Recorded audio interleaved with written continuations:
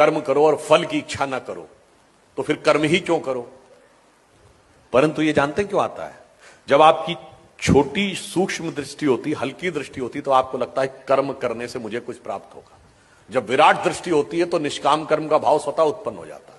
अब मैं आपसे पूछूं कि हम सब यहां बैठे हुए हैं, हम अपने शरीर को एक यूनिट मान लें और इससे माइक्रो लेवल पे बढ़े और फिर मैक्रो लेवल पे बढ़े। माइक्रो लेवल पे आए तो हमारा शरीर भिन्न भिन्न तंत्र से मिलकर बना है, respiratory system, digestive system, circulatory system. हमारी इच्छा से चल रहा है क्या?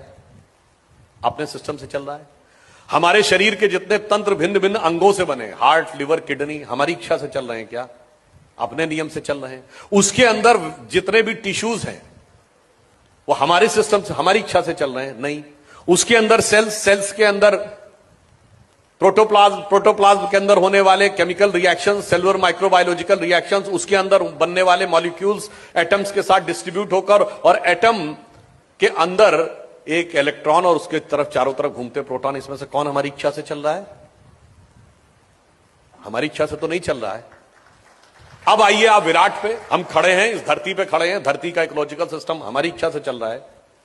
धरती अपनी एक्सिस पे घूम रही है, वो सूर्य के चारों तरफ घूम रही है, सूर्य गैलेक्सी मिल्की वे उसके सेंटर पे घूम रहा है, बिग बैंग तक आप मल्टी यूनिवर्स तक चले जाइए, हमारी इच्छा से है क्या? नहीं। तो इसका अर्थ क्या हुआ?